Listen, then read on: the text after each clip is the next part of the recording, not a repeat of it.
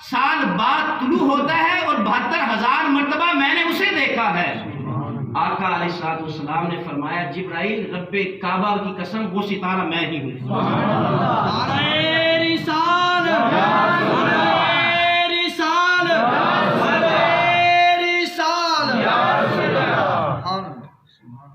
آقا علیہ السلام نے ایک دن حضرت جبرائیل امین سے پوچھا کہ جبرائیل تم نے جہاں دیکھے ہیں، تم نے پورے عالم دیکھے ہیں، بتاؤ کوئی مجھ سا بھی دیکھا ہے؟ آج حسن خود پوچھ رہا بتاؤ کوئی مجھ سا دیکھا ہے؟ آقا علیہ السلام گھر تشریف لائے، حضرت عائشہ صدیقہ رضی اللہ تعالی عنہا سے ارشاد فرمایا، کالی چادر اوڑی ہوئی تھی، فرمایا کہ کیفا ترینی یا عائشہ، عائشہ بتاؤ میں کیسا لگ رہا ہوں؟ تو حضرت عائشہ نے جو جواب دیا حد کر دی، حد کر دی۔ حضور نے کالی چادر اوڑی ہوئی تھی اور درمیان میں حضور کا چمکتا ہوا چہرہ تھا۔ حضرت عائشہ نے جو جواب دیا کہا یا رسول اللہ چادر کی سیاہی نے چہرے کی سفیدی کو نکھار دیا اور چہرے کی سفیدی نے چادر کی سیاہی کو نکھار دیا۔ آج حسن خود پوچھ رہا ہے جبرائیل بتاؤ تم نے جہاں دیکھے ہیں، تم نے جہاں دیکھے بتاؤ کوئی مجھ سا بھی دیکھا ہے؟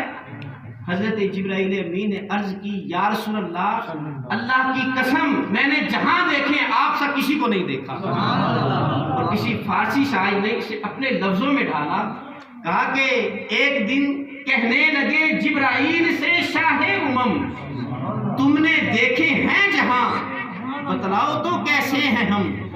عرض کی جبرائیل نے اے شاہدی اے محترم آپ کا مماثل ہی نہیں رب کی قسم، کوئی مصر نہ ڈھولن دی چپ کر مہر علی تھے جا نہیں بولن دی۔ ایسا حسین پیکر تراشا، ایسا حسین پیکر تراشا کہ اس کے بعد نہ حضور سا کوئی ہوا، نہ پہلے تھا نہ بعد میں ہے۔ اللہ اکبر۔ اللہ رب العزت نے حضور کے حسن کو سورۃ ضحیٰ میں بیان فرمایا۔ لفظی معنی دیکھیں تو اس کا معنی ودھا، مجھے جب چاشت کا وقت ہوتا ہے روشنی پھیل جاتی ہے، مجھے چاشت کے وقت کی قسم،